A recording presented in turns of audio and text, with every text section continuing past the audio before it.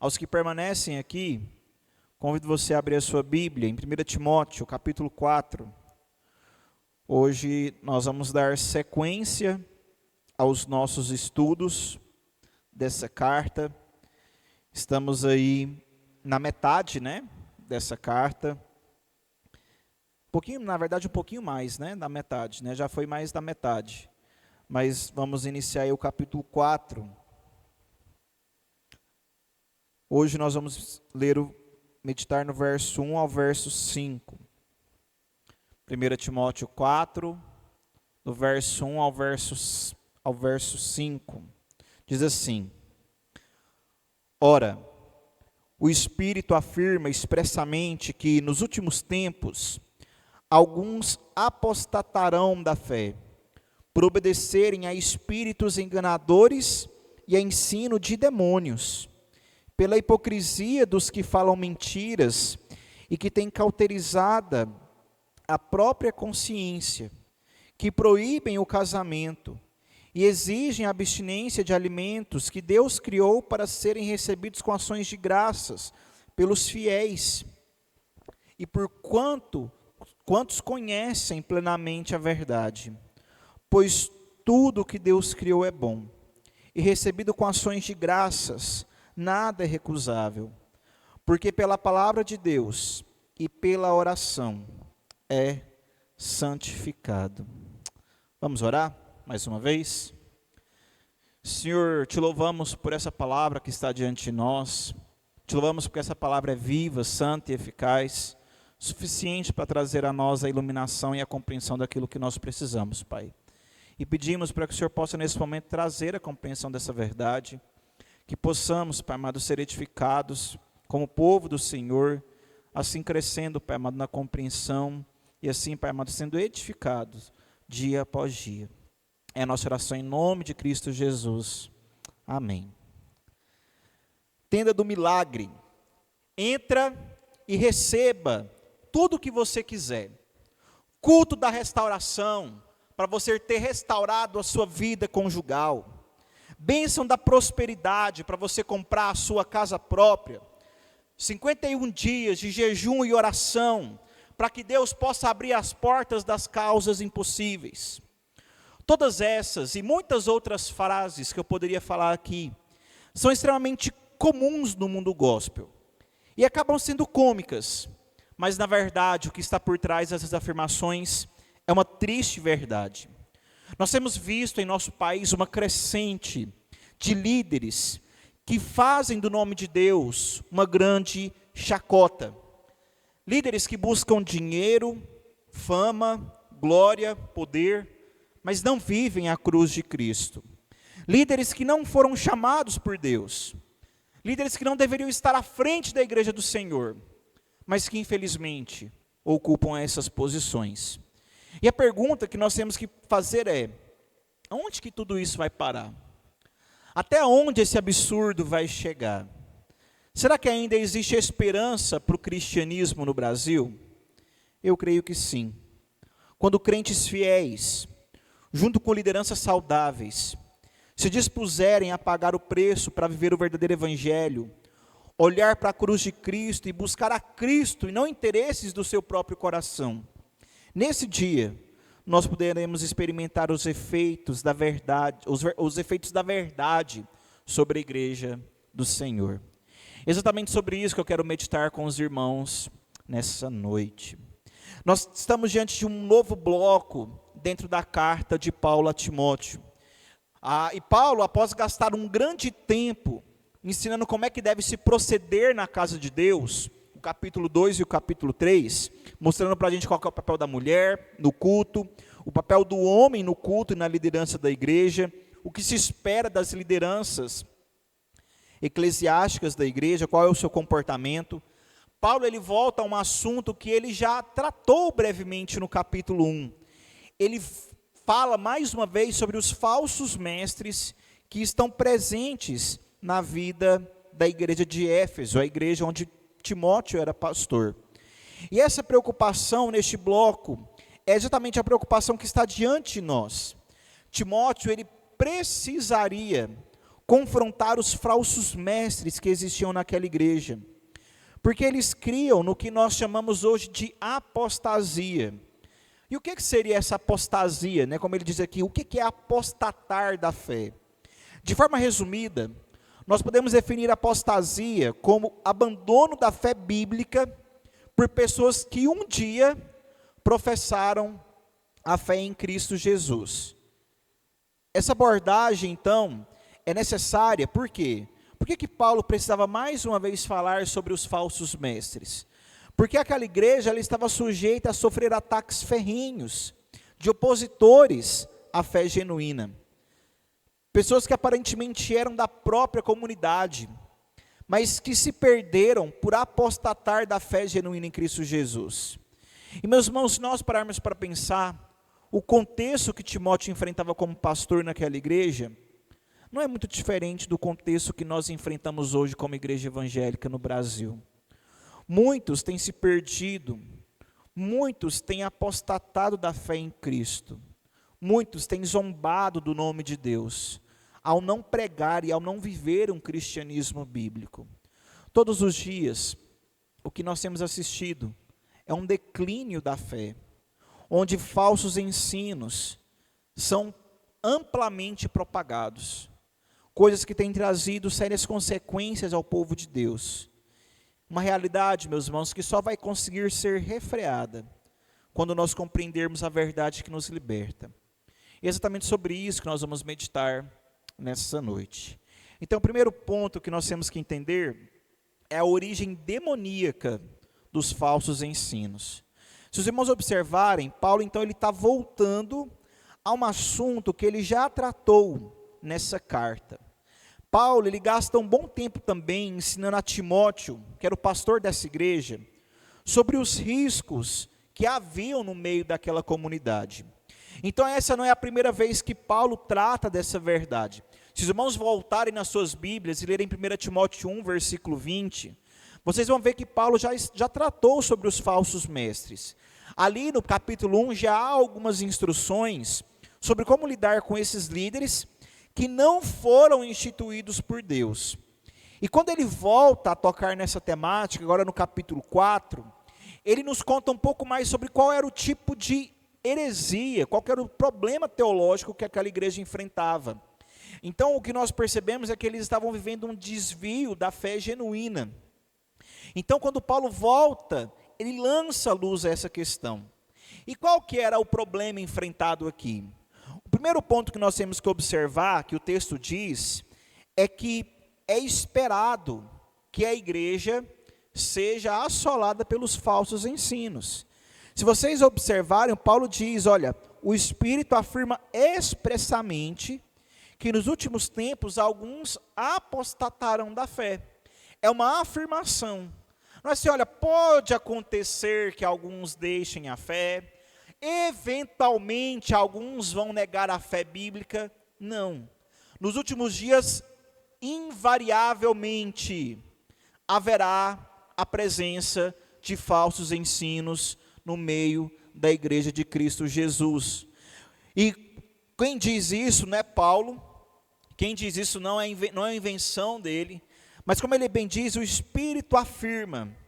Muito provavelmente, Paulo aqui está se lembrando das palavras de Jesus, lá no sermão escatológico de Jesus, lá em Marcos 13, nos versículos 21 ao 22, onde Jesus mesmo diz que nos últimos dias haverão muitos sinais e prodígios que não são da parte de Deus, mas são feitos por falsos profetas. Então Paulo aqui nesse trecho, muito provavelmente ele está falando, olha, aquilo que Jesus disse que aconteceria, é o que está acontecendo no meio de vocês. Vocês estão experimentando falsos ensinos, vocês são uma igreja que sofrem com falsos mestres, porque segundo Cristo, esse é um sinal dos últimos tempos, dos últimos dias. E, meus irmãos, nós temos que entender uma verdade. Às vezes a gente pensa assim, últimos dias são os dias que vão anteceder a volta de Cristo, né? Muitas vezes as pessoas têm criado essa ideia, não, últimos dias é assim, na semana antes de Jesus voltar é os últimos dias.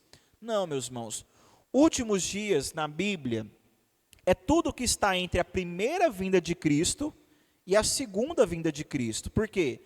Porque nós entendemos que é o último período da história, como nós conhecemos.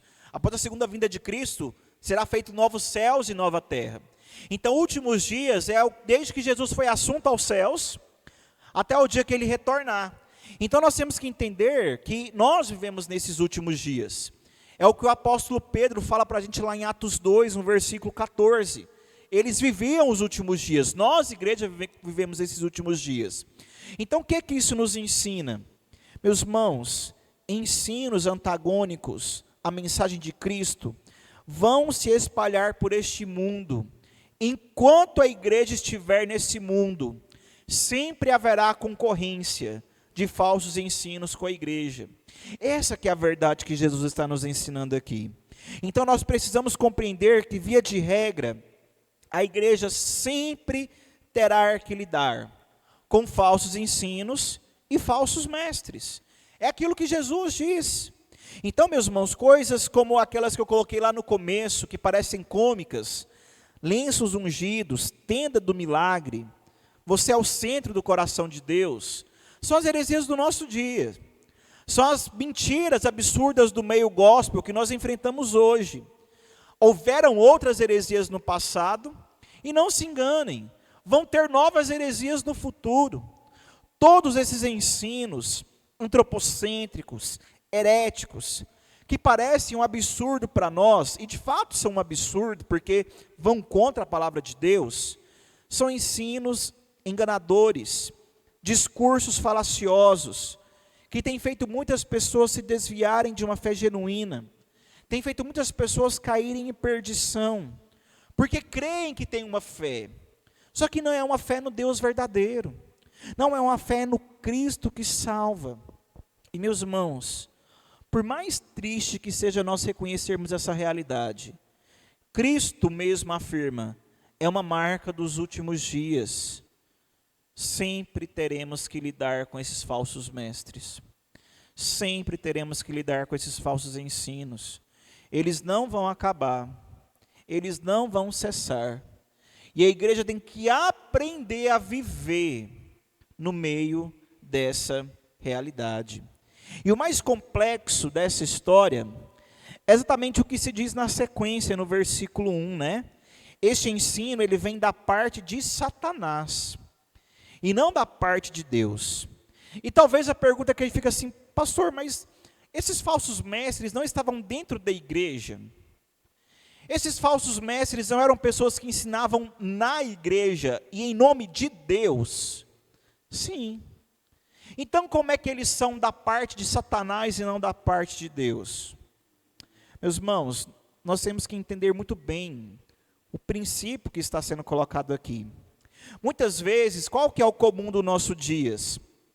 Nós associamos a ação demoníaca a questões mais trágicas. Quando a família é destruída, quando nós ficamos doentes, quando nós perdemos emprego, isso é o diabo agindo. Só que nós temos que, e não está errado, muitas vezes vai ser sim uma ação demoníaca em certas situações. Só que nós temos que entender que o diabo, ele age de uma forma muito mais astuta. E não tenha dúvida, meus irmãos, o melhor meio de Satanás enganar em nossos dias é ensinando uma fé falsa, fazendo sinais, maravilhas, dando segurança, mas nos afastando da fé bíblica, nos afastando de Cristo Jesus. E talvez a gente se pergunte, mas como assim? Satanás faz sinais e maravilhas? Como assim Satanás é capaz de pregar? Meus irmãos, isso vai ficar muito claro nas palavras de Jesus. Marcos 13, versículo 22 diz o seguinte: surgirão falsos cristos e falsos profetas, operando sinais e prodígios, para enganar, se possível, até os próprios eleitos. Então, meus irmãos, percebam, a afirmação de Cristo ela é muito categórica. Entendam, Satanás ele tem sim poder para fazer esses sinais e maravilhas para enganar. Como a gente leu na carta de Gálatas, capítulo 1, no versículo 8, Um anjo vindo do céu vai pregar uma coisa que não é de Deus. Como assim? Espíritos enganadores. Meus irmãos, Satanás tenta enganar a muitos, usando o nome de Deus, fazendo sinais, prodígios, curas, milagres, mas negando a suficiência de Cristo. Então, todas as vezes que nós vemos uma fé cheia de sinais e prodígios, mas onde Cristo não é o centro, não tenham dúvidas, Deus não está naquilo ali. Então, meus irmãos, nós temos que entender uma coisa, nós não podemos ser enganados. Existem muitas igrejas que falam em nome de Deus, mas que são verdadeiras proclamadoras do diabo.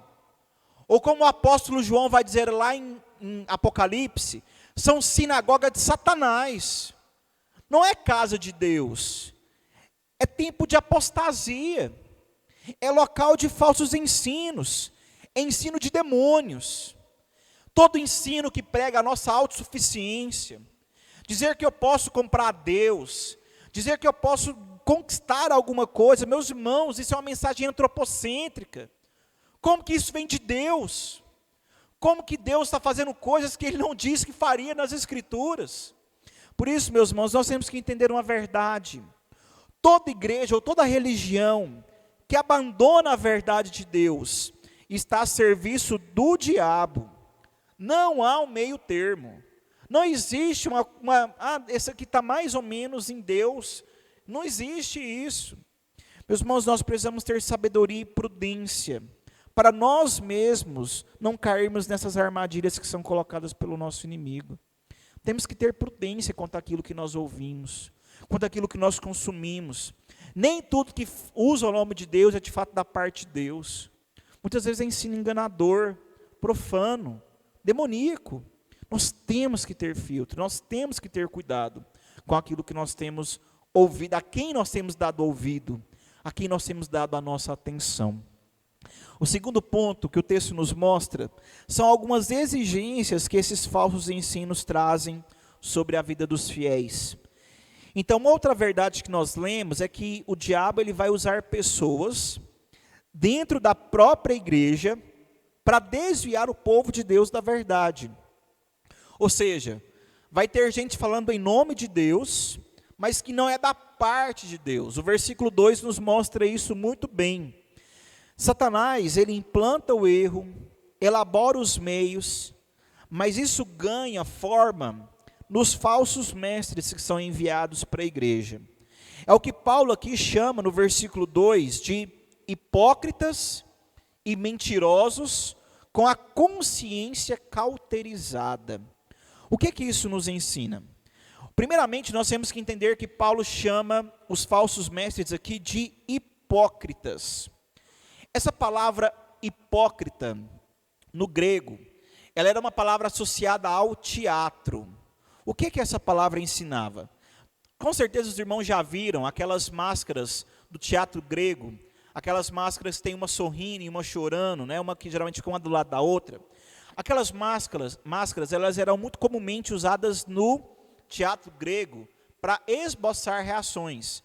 Então os atores seguravam aquelas máscaras, geralmente com um pauzinho por baixo, e mesmo que o ator estivesse chorando, se ele estivesse com a máscara de riso, a expressão era de felicidade, mesmo que ele estivesse chorando por trás da máscara, e vice-versa.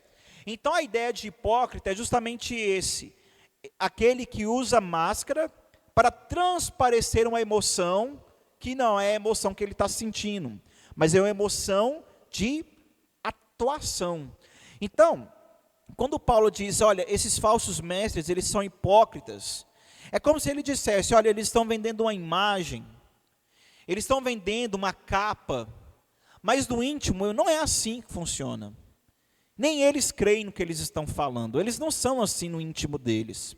Então eram homens que usavam uma capa de piedade, eram homens que se falavam mais santos, queriam proeminência, queriam poder, porque eu sou o santo do Senhor, ungido de Deus. Só que por dentro estavam podres. Era uma capa de piedade, não era real arrependimento. Não era uma real caminhada com Deus. E por serem então hipócritas, eles também são chamados no versículo 2 de mentirosos. Por quê? Porque negam a verdade e pregam mentiras sem nenhum tipo de peso na consciência. Eles não arcam com as responsabilidades das suas palavras, eles ensinam mentira, sabendo que isso não vem da parte de Deus. Para quê? Para que tenham benefícios próprios. Eles então negam a verdade, são hipócritas e por isso são apóstatas. Ou seja, mentem, fingem ser algo que não é, agem de maneira maliciosa para ter benefício próprio e têm uma consciência cauterizada. E o que é o processo de cauterização? Hoje talvez nós não estejamos tão acostumados mais com esse processo. Ele não é tão comum mais nos nossos dias. Mas antigamente era comum que quando uma pessoa tinha um ferimento muito profundo, um ferimento muito grande, o comum era você pegar uma barra de ferro, um pedaço de ferro, esquentá-lo até ele ficar bem vermelho, e você então colocava naquela ferida. A dor deveria ser algo insuportável, mas era eficiente. O ferimento, o sangramento estancava. E o que acontecia? No local onde se cauterizava, a sensibilidade deixava de existir. Né? Porque você queimou tudo, queimou carne, queimou nervo, queimou tecido, não tinha mais sensibilidade. Então quando Paulo diz, eles têm a consciência cauterizada, é o quê? Eles não sentem nada. Eles são confrontados, você pode falar, você pode exortar, só que a consciência deles está cauterizada. Eles perderam a sensibilidade.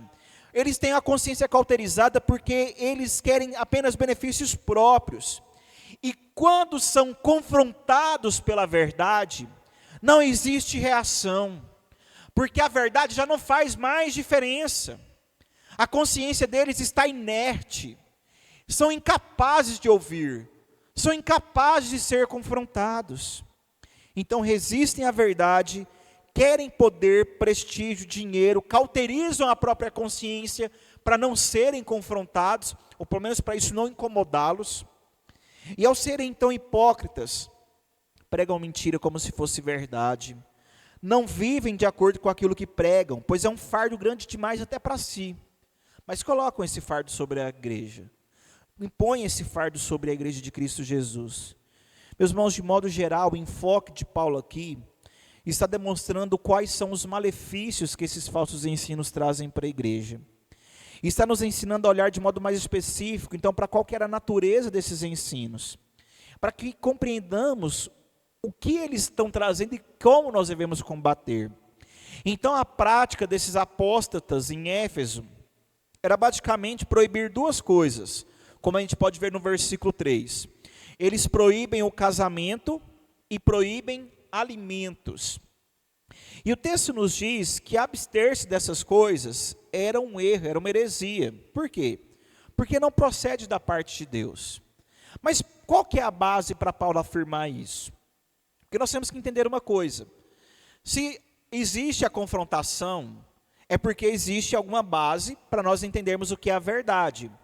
Como a gente viu na semana passada, no sermão do texto anterior, se cada um tem a sua verdade, não faz sentido a gente estar aqui falando sobre o que é a verdade. Mas aqui Paulo ele tem uma ideia bem clara do que é a verdade. O evangelho é a verdade. 1 Timóteo 3,16, isso fica explícito. Qual que é a compreensão de Paulo sobre o que é a verdade. E por se desviarem então de Cristo, da verdade, da palavra, é que esses homens então são considerados como falsos mestres. Muitos comentaristas bíblicos, ao comentarem sobre esse texto, entendem que Paulo aqui está combatendo uma forma inicial daquilo que nós vamos chamar futuramente de gnosticismo. O que é o gnosticismo?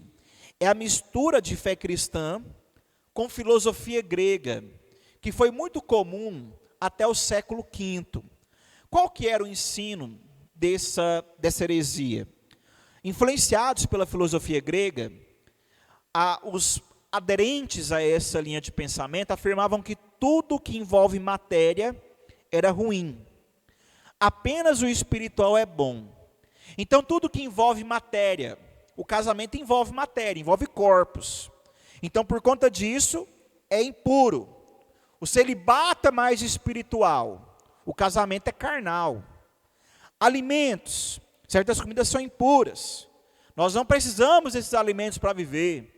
Se nós não comermos isso, nós vamos ser mais puros e mais santos. Então, ao não comer, eu sou mais santo do que o outro. Então, via de regra, era esse o pensamento que havia no meio dos falsos mestres dessa igreja. E esse ensino, meus irmãos, tem um grande problema. Carece de base bíblica, certo? Não existe base bíblica para essas afirmações que são feitas aqui. E para nós, igreja, a Escritura é o que determina o que é o certo e o errado. Não é o que eu acho que é certo ou o que eu acho que é errado. Se não tem base bíblica, não merece ser respeitado. E é exatamente isso que nós vemos. A Escritura determina o que é a verdade. Se a verdade é o que cada um quiser, a gente pode servir a Cristo do jeito que a gente achar melhor. Se a verdade é relativa, cada um fala o que quiser e está tudo certo. Só que, meus irmãos, isso claramente não é a visão bíblica. A verdade tem os seus contornos muito bem delimitados em Cristo. Cristo nos revela qual é a verdade de Deus a este mundo. E desde o início da igreja, a verdade foi muito bem delimitada. O que possibilitou que desde muito cedo, a igreja combatesse falsos ensinos, como nós vemos nesse texto, como nós vemos na carta de Gálatas, praticamente todas as cartas de Paulo, são combatendo falsos ensinos. Sabe por quê, meus irmãos? Já no primeiro século, havia na igreja muitos conceitos errados sobre quem Cristo é. Os gnósticos diziam, não, Jesus não se encarnou, ele era apenas um espírito de luz. Os fariseus diziam, não, ele tem ensino de demônios. Os saduceus não acreditavam nos milagres que Jesus fazia. Os legalistas dizem, não, o sacrifício de Cristo não é suficiente. Nós ainda temos que guardar a lei. Nós ainda temos que fazer aquilo que a lei nos manda. Os antinomianos dizem que o sacrifício de Cristo é tão completo, que eu posso fazer tudo que eu quiser. Eu posso pecar do tanto que eu quiser, que ainda assim eu sou salvo. Meus irmãos, isso no primeiro século. Imagine, meus irmãos, hoje. Meus irmãos, a igreja sempre lidou com falsos ensinos. E a igreja sempre vai ter que lidar com esses falsos ensinos. E é por isso que entender o que é a verdade é tão importante. E apenas Cristo é a verdade. E é por isso que esses falsos ensinos, eles precisam ser confrontados. E esse é o último tópico que nós vemos no nosso texto. A verdade é aquilo que nos liberta. Como lidar com esses ensinos heréticos que chegam até nós? O texto nos ensina como combater, então, esses falsos ensinos. Ele diz, olha, se todas as coisas são boas, se todas as coisas foram criadas por Deus, basta que nós recebamos essas coisas com louvor. Versículo 4 nos ensina isso. A abstinência, meus irmãos, não vai te tornar melhor, mais espiritual do que o seu irmão que está do lado. Nas palavras de Paulo, não faz sentido nos desfazermos daquilo que Deus não condena. Não faz sentido nós proibirmos aquilo que Deus não proíbe, na expectativa de que nós vamos nos tornar mais santos, porque nós não vamos. Meus irmãos, nós não devemos viver nessa dicotomia. Não, isso é de Deus, isso é do diabo. Isso é santo, isso é profano. Pois como o texto diz mesmo, tudo é de Deus. E se é usado de maneira sábia, de maneira legítima, nada é reprovável. Nós precisamos, meus irmãos, receber todas as coisas com ações de graças, com louvor. Seja o sexo, seja o alimento, devem ser recebidos com um coração que louva a Deus, pois foi criado por Deus. Meus irmãos, nós crentes, nós igreja, deveríamos ser o povo que mais desfruta da criação de Deus, porque nós entendemos que é dele, foi dado por ele. Essas coisas não deveriam ser um peso. deveriam ser motivos de louvor, de engrandecimento. E é por isso, meus irmãos, que nós precisamos compreender: toda a criação é boa. E por mais que ainda haja o pecado, há também lampejos da graça de Deus ao nosso derredor. Exatamente sobre isso que Paulo fala nesses 2 últimos versículos, no 4 e no 5. Nós devemos dar graças em tudo o que recebemos, porque tudo vem de Deus. E é lógico, meus irmãos, prestem muita atenção aqui. Eu não estou dizendo que você vai abusar dessas coisas boas que Deus te deu. Não estou dizendo, falando, já que Deus me deu, então agora a gente vai entrar de cabeça, né? Vamos abusar do negócio até não ter mais jeito. Aí você vai se tornar um antinomiano. Aí vai cair no mesmo problema que a gente já falou lá atrás. Então nós temos que entender que a lógica aqui é que nós temos sim que usar tudo o que Deus nos deu, mas de maneira a isso promover louvor e graça, de maneira que Deus mesmo planejou. O sexo é algo bom, dentro do padrão que Deus estabeleceu. Relacionamento homem, mulher, familiar, marital, louvável, faz parte.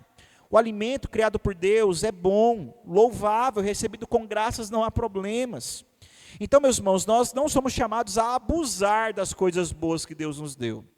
Nós somos chamados a usar com sabedoria e nos termos bíblicos aquilo que Deus nos deu. Porque abusar dessas coisas, né, adultério, fornicação, glutonaria, são coisas que refletem o mau uso de coisas que inicialmente eram boas. E nisso Deus não está. Você pode fornicar e dar glória a Deus. Deus não está nesse negócio não adianta, certo? Então nós temos que entender esse princípio. O princípio é de aproveitar nos termos dados por Deus. Nesses termos é louvável. Então nós precisamos viver conforme a verdade. Nem rejeitar aquilo que é a boa dádiva de Deus, e nem tampouco abusar da boa dádiva que foi dada por Deus. Então, como é que nós vamos alcançar esse equilíbrio, entender a verdade de Deus e louvá-lo por essas coisas, por essas boas dádivas dadas por Ele? Meus irmãos, a palavra nos ensina isso. Compreendendo a palavra e tendo um relacionamento com Deus, a oração, como ele diz no versículo 5, meditando na palavra e numa vida de oração, isso vai nos livrar da apostasia dos últimos dias. Isso santifica todas as coisas e faz com que tudo seja recebível diante de Deus com glória. Isso, meus irmãos, nos ensina a viver, não conforme muitos líderes dizem por aí. Porque no final das contas, muitos que dizem o nome de Deus são apenas apóstatas. Não podemos viver conforme nos parece melhor, pois muitas das nossas mirabolantes ideias do que é servir a Deus, no final das contas, é apenas uma perversão daquilo que Deus fez. Nós precisamos viver à luz da verdade. E como Paulo mesmo já deixou claro, a verdade de Deus é Cristo. E é à luz dos seus santos ensinos que nós devemos viver. É à luz desses santos ensinos que nós somos guiados. A igreja, meus irmãos, vive pela verdade, está alicerçada sobre a verdade, proclama a verdade e deve ser norteada pela verdade. Em nossos dias, existem muitos falsos mestres, e não se enganem, muitos outros vão se levantar. É o final dos tempos. Cristo disse que seria assim, não vai melhorar. Esse mundo ele apenas caminha para o fim. E é por isso que mais do que nunca, nós precisamos ter prudência e clareza sobre aquilo que nós cremos sobre Cristo. Você só vai conseguir entender quais são os falsos mestres e o que é um falso ensino, quando você conhecer a verdade. Apenas a verdade nos liberta. Apenas a verdade nos mostra o caminho de vida. Apenas quando nós tivermos uma crença sólida sobre quem Cristo é, uma fé solidificada, não naquilo que eu acho, mas naquilo que a palavra diz. Assim, nesse dia, nós vamos ter condições de lidar com esse mundo terrível que nos cerca. Muitos, meus irmãos, tentaram destruir a igreja. E muitos ainda vão continuar tentando destruir a verdade. Mas nós não podemos nos abalar. Precisamos permanecer firmes em Cristo, em sua verdade, e resistir aos falsos ensinos de nossos dias. Apenas assim nós vamos ser capazes de resistir a todos os falsos ensinos que nos cercam.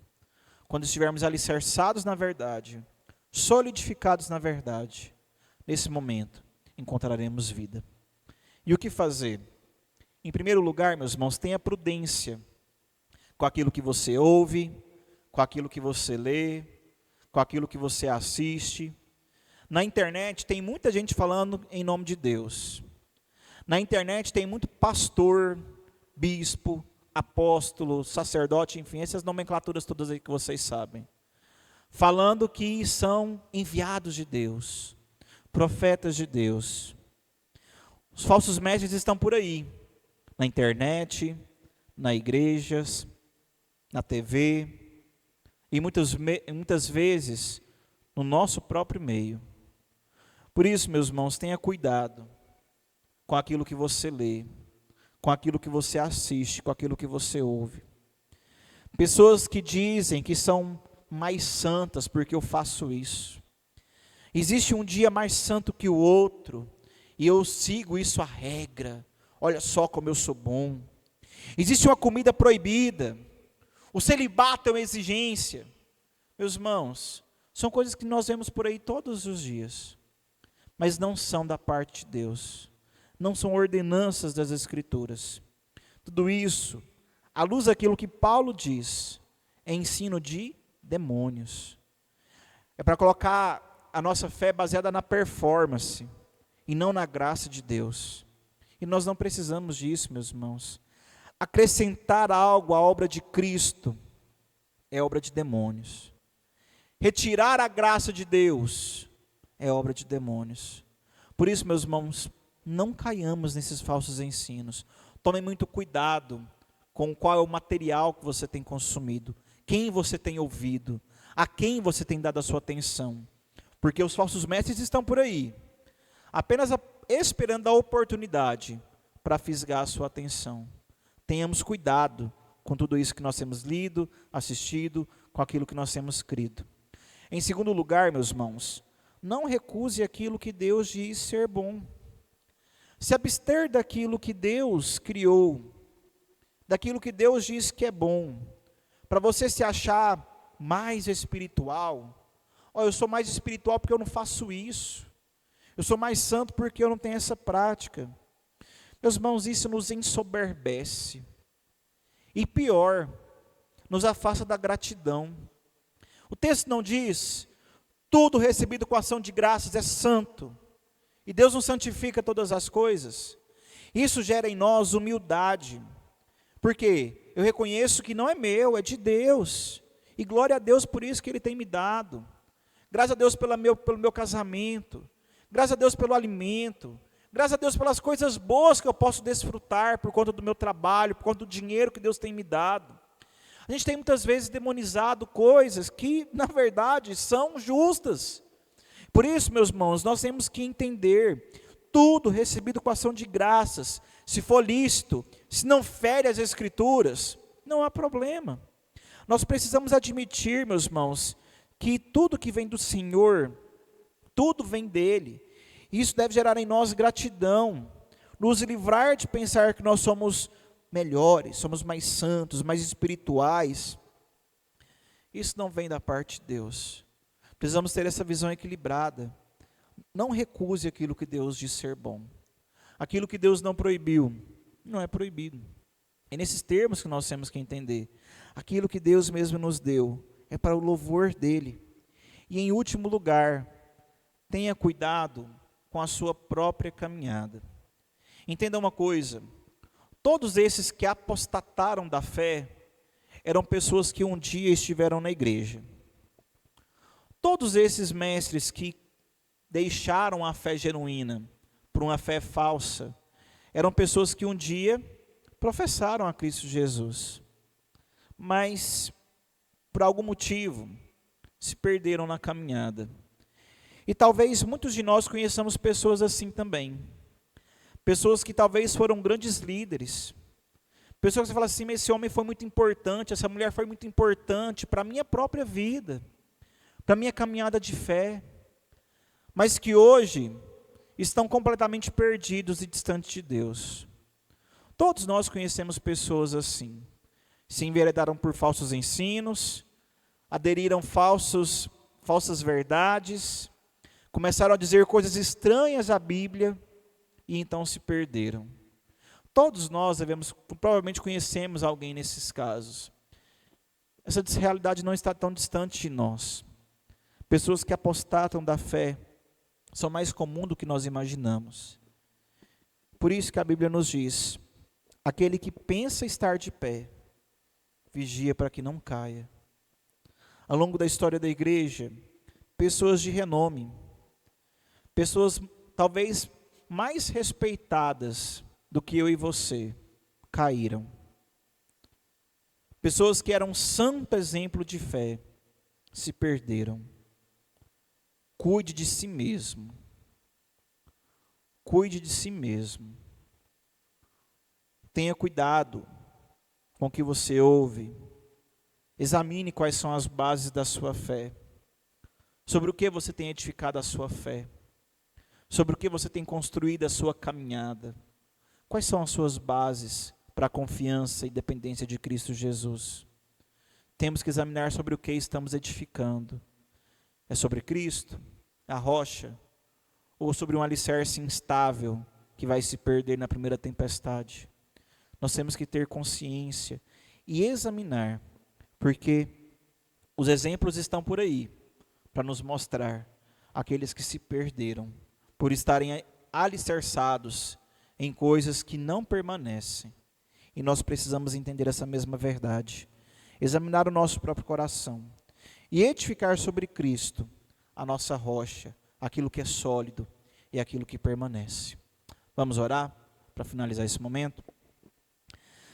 Senhor Deus, nós te louvamos e te bendizemos, Pai amado, pela sua verdade, palavra viva, eficaz, e que nos mostra um pouco da realidade que nós vivemos. Muitas vezes pensamos que é dos nossos dias, tantos falsos ensinos, tantos ensinos estranhos à tua palavra, mas como nós bem lemos,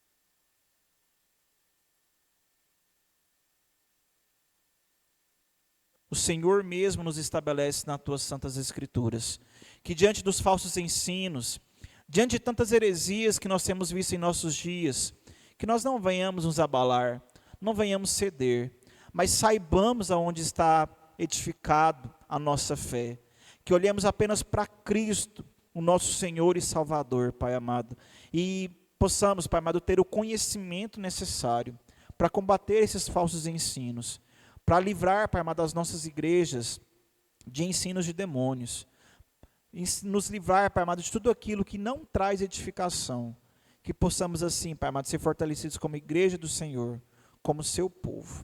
É a nossa oração em nome de Cristo Jesus. Amém, meu Pai.